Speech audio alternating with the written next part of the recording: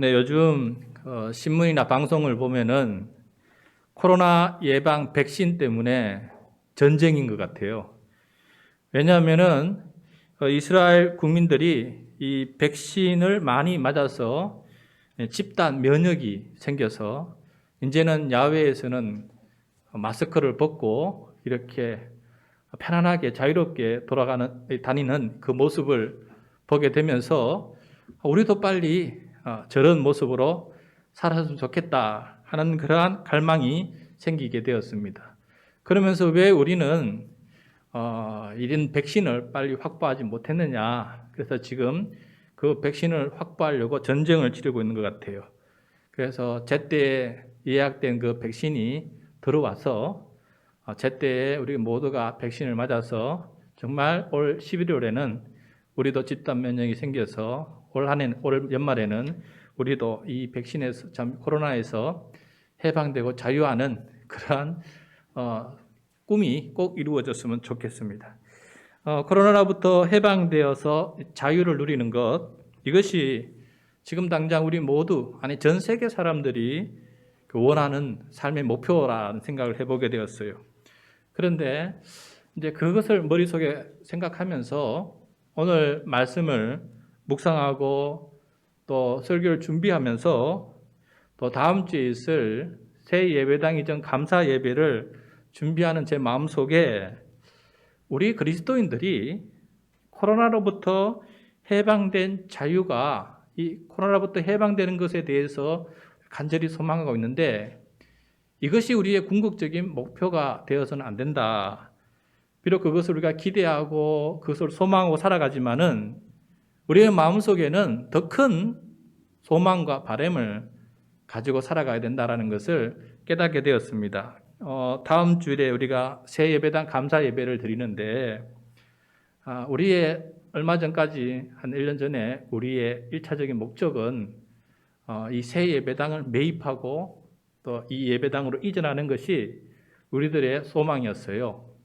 아시다시피 우리가 임차비를 내는 그 부담에서 좀 자유로워지고 해방되어서 편안하게 우리가 교회 생활을 할 수 있기를 바랐기 때문에 그 예배당 건물을 구하는 것도 쉽지 않았지만은 그 모든 과정 속에서 하나님 우리에게 정말 새 예배당을 매입할 수 있는 좋은 자리를 주시고 또 그것을 잘 이전할 수 있도록 도와주시고 새 예배당에서 우리가 편안하게 재정적으로도 편안하게 살아갈 수 있도록 도와주십시오 해서 우리가 기도하고 오늘 그래 이렇게 이런 자리에서 우리가 예배드리게 되지 않았습니까? 그런데 새 예배당을 매입하고 이사하는 것이 우리의 최종 목표라면은 단순히 매입하고 이전하는 것으로서 우리가 할 것이 다 했다면은 우리의 목표가 다 이루어졌다면은 그럼 더 이상 할 게 없다면은 이게 우리의 최종 목표가 아니지 않느냐 하는 생각을 해보게 된 것이에요. 그래서 우리가 이것을 뭔가 어떤 일을 할 때마다 또 어떤 우리가 계획을 세우고 진행할 때마다 당장 우리 앞에 있는 기대 넘어서 그 기대가 정말 이루려고 하는 또 그것을 통해서 하나님께서 이루시려고 하는 그 목적이 무엇인지를 늘 마음 깊은 곳에 새겨놓고 그렇지 이게 궁극적인 목적이지 이 목적을 위해서 이것도 하고 또 저것도 하고 또 이것도 시도해 보는 것이다 라는 이런 마음을 우리가 놓치면 안 되겠다는 생각을 해보게 되었어요.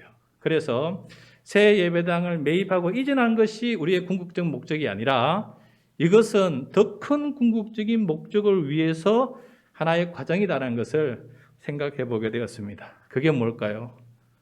바로 우리가 교회가 더 건강한 교회가 되고 또 교회의 사명을 더 잘 이루는 교회가 되기 위해서 이런 과정이 필요하다는 것을 생각해 보지 않습니까? 그래서 하나님 다음 주에 있을 우리의 감사 성전 예배당 이전 또 매입 감사 예배를 드릴 때 우리가 마음속에 감사해야 되고 또 다짐해야 될 내용은 단순히 이 건물, 이 공간을 획득했다는 데에서 머무는 것이 아니라 이 공간을 통해서 우리가 해야 될 사명을 놓고 꿈꾸고 함께 기도하는 것이 이루어질 때 하나님께서는 우리들의 그러한 모습을 보시면서 기뻐하시고 또 우리 모습도 그러한 것을 통해서 더욱더 성숙해 나가는 그런 과정이 될 것이라는 생각을 해보게 된 것입니다. 그래서 오늘 말씀도 그와 비슷한 내용을 우리들에게 보여주고 있어서 더 깊이 들어야 될 말씀이라는 생각을 해보게 되었어요. 이스라엘 백성들이 애굽에서 430년 동안 이제 이민자 노예 생활을 하게 되었습니다. 그것도 최근에 와서는 학대와 또 착취를 당하는 이 고통의 삶을 겪게 되지 않았어요. 그래서 탄식 소리로 하나님께 외치면서 이 노예의 삶에서 빨리 좀 해방시켜 주십시오. 못 살겠습니다. 하나님 이 상황에서 벗어나게 해주십시오. 라고 그렇게 탄식하며 나아갔는데 하나님께서 그 이스라엘 백성들에게 이 노예의 해방의 복을 허락해 주시는 과정의 이야기들이 진행되고 있습니다.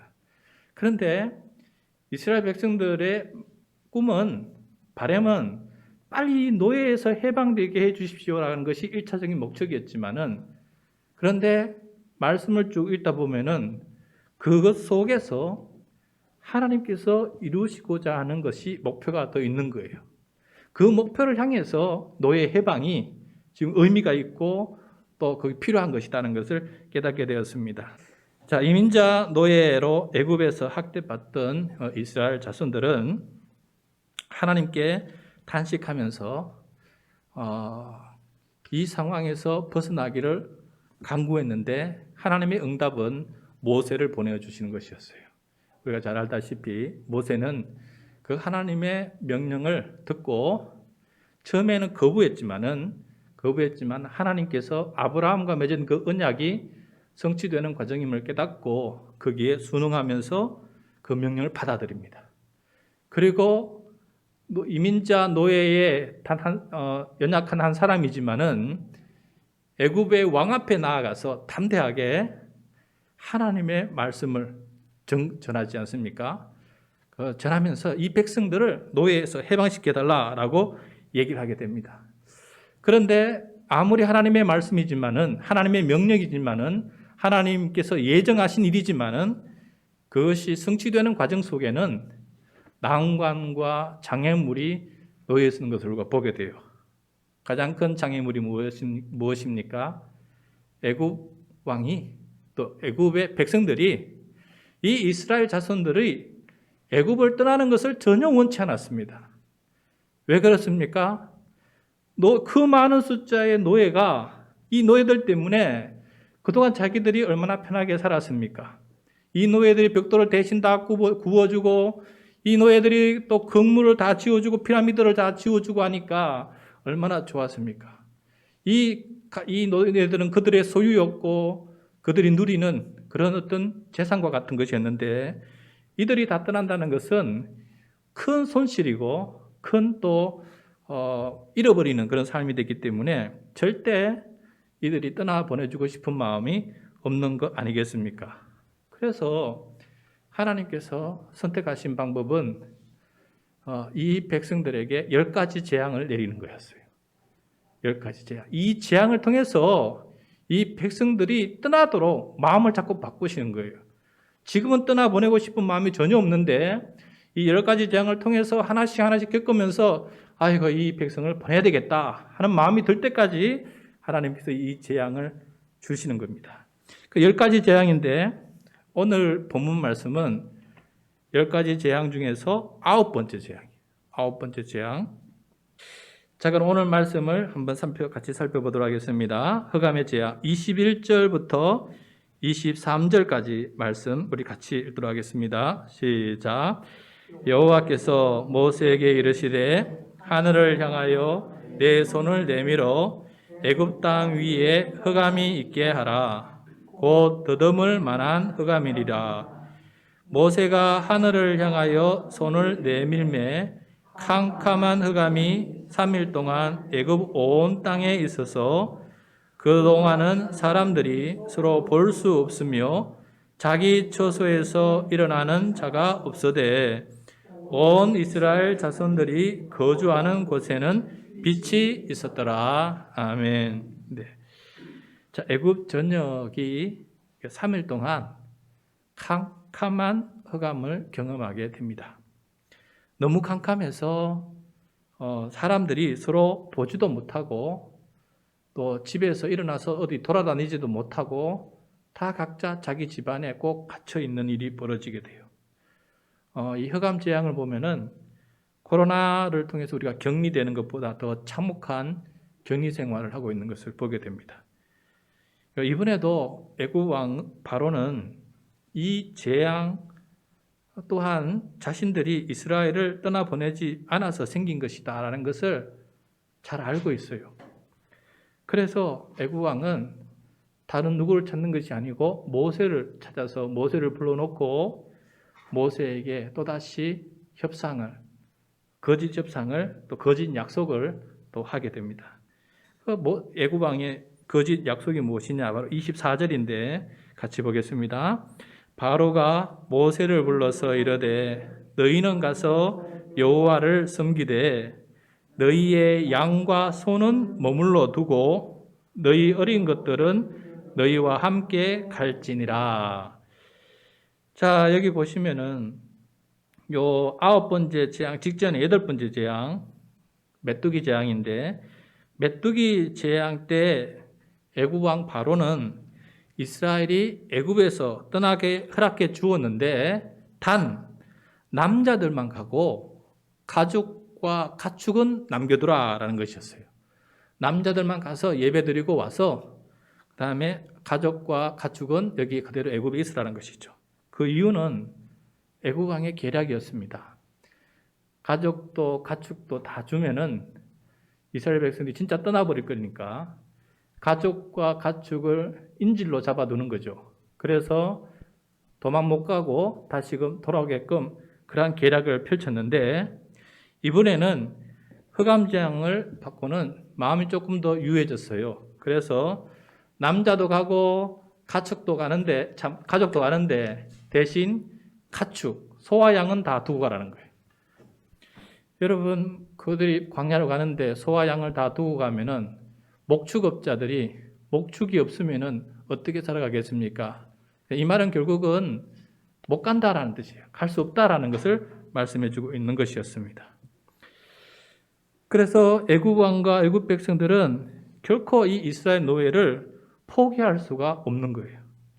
노동력 착취를 향한 이 욕망, 이 욕심에서 조금도 후퇴하지 않는 겁니다.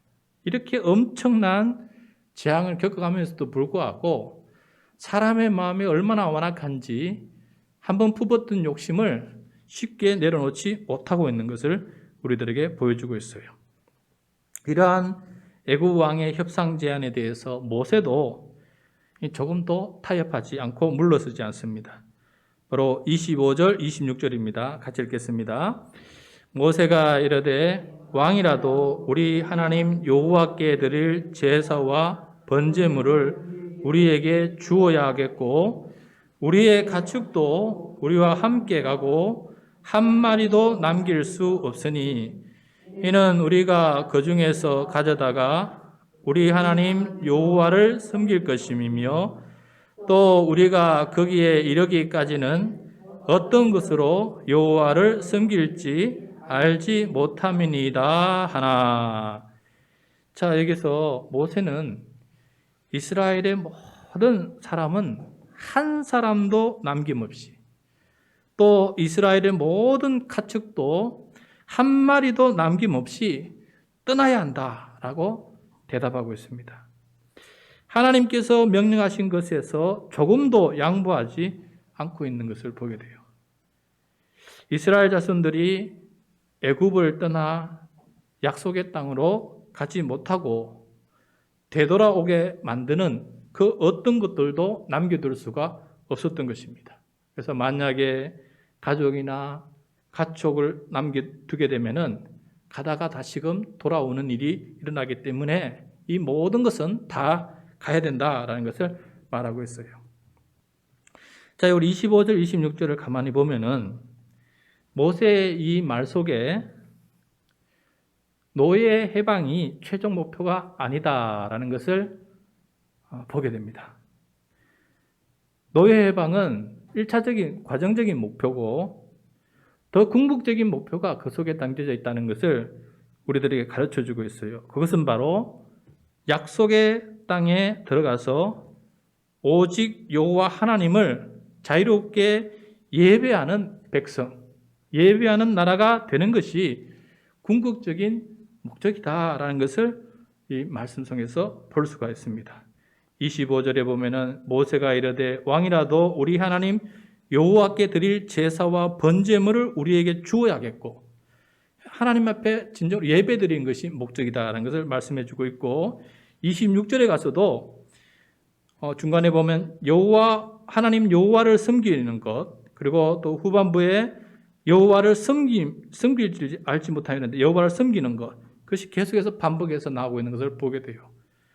그래서 이 출애굽 노예 해방의 궁극적인 목적은 이 다신 많은 신들을 섬기는 이 나라에서 오직 하나님만 섬기는 나라 땅으로 가서, 거룩한 땅으로 가서 이 백성이 다른 모든 우상을 내려놓고 창조주 하나님 여호와만을 섬기는 그러한 백성이 되는 것이 바로 하나님께서 이 꿈꾸신 이 모든 노예 해방의 목표였다는 것을 보게 돼요.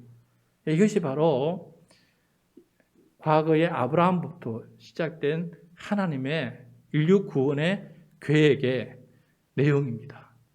이 백성이 한 민족이 되고, 그리고 한 땅에서, 거룩한 땅에서 오직 여호와 하나님을 섬기는 백성이 되어서, 하나님의 백성이 되어서, 하나님의 나라가 되어서, 그래서 이 민족이 복이 되고 복된 나라가 되고, 이 나라를 통해서 세계 열방이 복된 나라로 변화시키는 것, 이것이 바로 하나님께서 꿈꾸신 궁극적인 목적이었다는 것을 우리가 보게 됩니다. 그래서 이 모든 과정 속에서 우리가 늘 마음속에 새겨야 되는 것은 우리가 복이 되고, 그 다음에 우리가 다른 사람들에게 축복의 통로가 되는 그런 삶을 살기 위해서 우리 모든 것들을 때로는 먹기도 하고, 때로는 입기도 하고, 때로는 이사 가기도 하고, 때로는 또 이렇게 이전하기도 하고, 이 모든 것들이 이루어지는 것이라는 것이에요. 그래서 우리의 마음 깊은 곳에서는 항상 하나님 나라와 하여금 정말 하나님 한 분을 섬기는 복된 민족이 되게 도와주시고, 그리고 그것을 통해서 다른 이들에게 복을 전하는 축복의 통로가 되게 해달라는 것이 오늘 말씀을 통해서 배우는 궁극적인 우리의 삶의 목표다라는 것을 배우게 됩니다. 그럼 어떤 한 사람을 소개해드리고자 합니다. 25세 아까운 나이로 세상을 떠난 미국의 한 청년이 있습니다. 그의 이름은 윌리엄 와이팅 보든이라는 사람이에요. 보든은 오늘날로 따지자면은 그 수십억 달러의 가치가 있는 낙농그룹 보든가에서 태어났습니다. 과거에는 낙농업이 최고의 기업이었는데 최고의 그 기업의 자녀로 태어났어요. 마치 재벌 2세로 태어난 것이죠. 그런데 보든은 하나님을 잘 섬기는 청년이었어요. 하나님을 인격적으로 만났고 예수 그리스도의 십자가를 깊이 만난 그런 청년이었어요. 그래서 그에게 있어서 인생의 목표는 예수님의 제자로 기억되는 것이 더 원하는 바였습니다. 자기가 낙농업자의 그 재벌 2세로 기억되는 것보다는 예수님의 제자로 기억되는 것을 더 원했어요. 그래서 그가 예일 대학을 나오고 또 프린스턴 신학대학원을 졸업했지만은 그 학위를 뒤로 하고 또 엉망장자의 길도 포기했어요. 그리고 난 다음에 바울이 그랬듯이 그가 가진 모든 것들을 배설물로 여기는 것입니다. 그리고 그의 삶의 유일한 자랑거리는 예수님 한 분뿐이었다라는 것입니다. 예일대에 들어가기 전에 그가 1년간 세계 일주를 하는 기회가 있었는데 전 세계를 돌아다니면서 그가 깨달은 것이 무엇이었냐면은, 우리는 전 세계를 여행하면 얼마나 좋습니까? 꿈이 아닙니까? 한 번은 모든 것을 내려놓고 한 1년 동안 세계 일주를 다니고 싶은 것이 우리 다 모두의 꿈이 아니겠습니까? 그런데 이 청년이 그 세계 여행을 하고 난 다음에 깨달은 것이 무엇이냐면은 이 세상 사람들에게는 예수 그리스도가 필요한 사람이 너무나 많다는 것을 깨달았다는 거예요. 세상 곳곳에 돌아다니다 보니까 예수 그리스도가 필요한 사람이 너무나 많다는 것을 깨닫고 자기 삶에 있어서 위대한 선택을 하게 되는데, 내가 가장 예수 그리스도가 필요한 사람들에게 가서 예수 그리스도를 전하는 사람이 되어야 되겠다라는 결단을 내려요. 그리고 그가 세계 여행 중에서 가장 예수가 필요한 나라가 어떤 나라였냐면 바로 중국이었습니다. 그래서 그가 중국에 가서 예수님을 알지 못하는 사람에게 예수님을 전해야 되겠다, 그러한 목표를 가지고 이제 진행하는데, 그때 당시 먼저 아랍어를 배우면서 이슬람 문화를 배우기 위해서 이집트에 잠깐 갔는데, 그곳에서 척수막염에 걸리고 말았습니다. 그리고 한 달 뒤에 25살에 아까운 나이로 세상을 떠나게 되었습니다. 그의 죽음과 이 삶의 이야기가 미국 거의 모든 신문에 보도가 되었어요. 세상 사람들의 눈에는 굉장히 무의미한 낭비와 같은 삶이고 안타까운 죽음으로 그렇게 비춰질 수 있는데, 뜻밖에도 그의 죽음은 이 미국 사람들에게 영원한 가치를 따라 살아야 된다는 것이 무엇인지를 다시 한번 생각하게 보게 만드는 그런 큰 반향을 일으키는 죽음이 되었습니다. 그 죽음을 바라보면서 우리는 저 보든과 같은 삶을 살고 싶어서 뛰어가고 쫓아가고 수고하고 애쓰는데, 보든은 그걸 다 포기해버리고 다 내려놔버리고 예수님을 위해서 살기로 다짐하고 그 삶을 살다가 짧은 시간 안에 돌아가는 모습을 보면서 사람들이 나는 무엇 때문에, 무엇을 위해서 사는 것일까, 무엇을 위해 살아야 되는가 하는 것을 다시 한번 생각해 보는 그런 큰 반향을 일으키는 죽음이 되었다는 것입니다. 게다가 그가 남긴 그 짤막한 글들이 있는데, 짧지만은 많은 생각을 하게끔 만든 글들이 있었어요. 그의 성경에 적혀져 있는 글하고 그다음에 그의 낡은 수첩에 기록되어 있는 글이 있는데, 먼저 성경에 기록된 내용이 어떤 문장이 있었냐면은 세 문장이 적혀져 있었어요. 성경에 바로 남김없이, 후퇴 없이, 후회 없이. 오늘 설교 제목인데, 그의 성경에 남김없이, 후퇴 없이, 후회 없이, 마치 그의 좌우명처럼 그 성경에 그 글귀가 적혀져 있었던 것을 보게 됩니다. 25세의 짧은 삶이었지만은 그는 남김없이 살았습니다. 세상 사람들은 많이 남기려고 애쓰는데 말입니다. 그는 또한 후퇴 없이 살았습니다.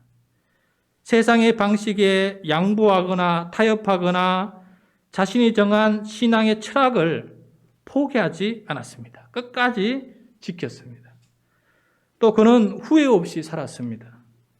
세상 사람들은 자신이 보든이었다면 많이 후회할 것입니다.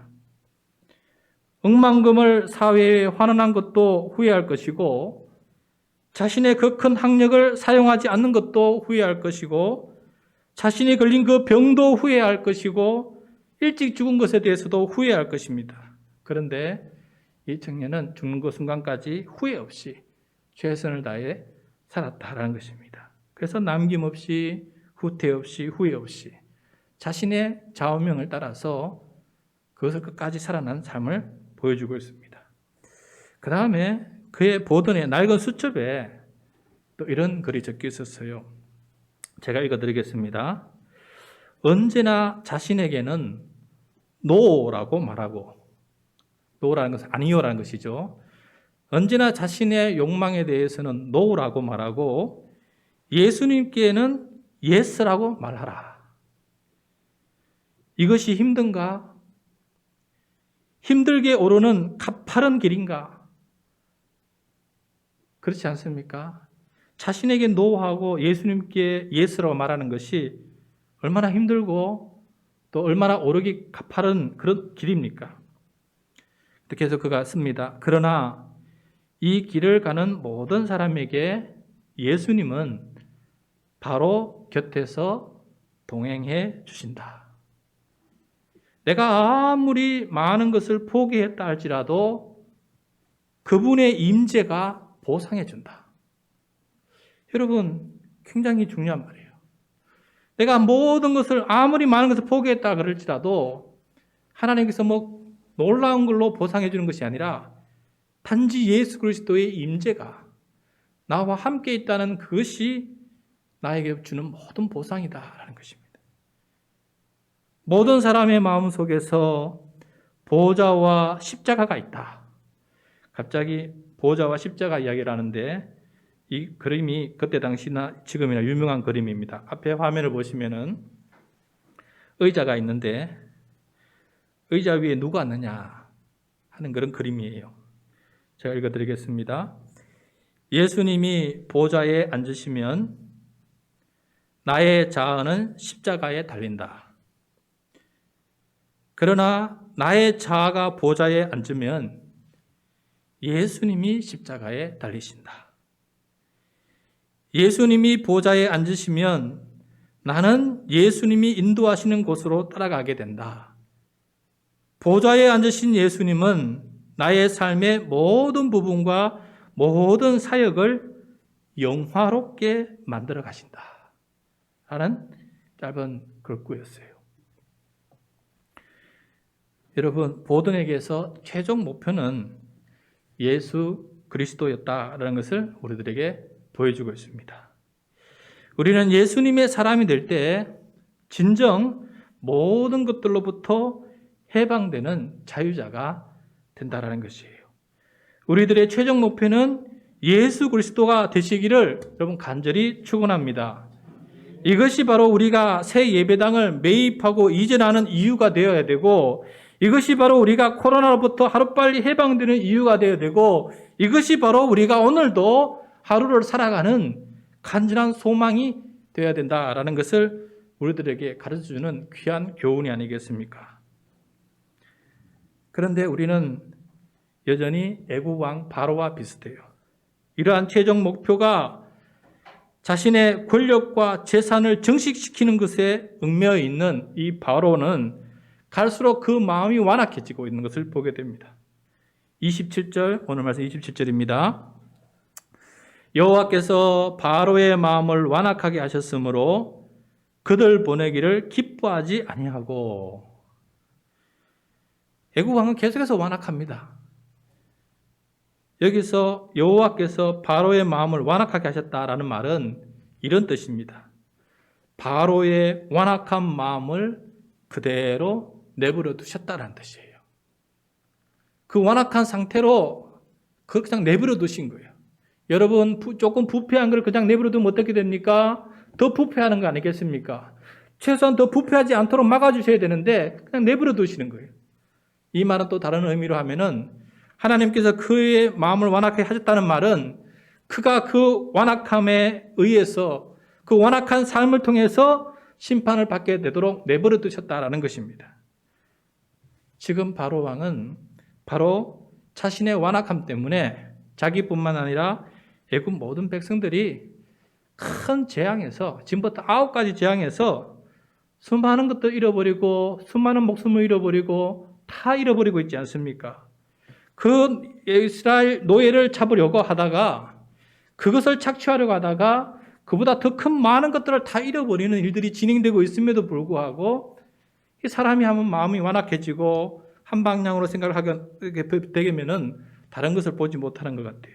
그래서 그의 마음이 더 완악해져서 이 백성들을 보내고 싶은 마음이 없는 거예요. 더 큰 분노와 더 큰 화가 그에게 생기고 있는 것을 보게 됩니다. 그래서 이 분노와 화가 치밀어 올라서 모세에게 못할 말을 하게 되는 건데 바로 28절하고 29절이에요. 이 대화를 끝으로 더 이상 모세와 애굽 바로 왕은 만나지가 않습니다. 28절과 29절 같이 읽겠습니다. 시작. 바로 모세에게 이르되 너는 나를 떠나가고 스스로 삼가 다시 내 얼굴을 보지 말라.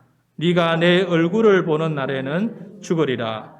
모세가 이르되 당신이 말씀하신 대로 내가 다시는 당신의 얼굴을 보지 아니하리이다. 아멘.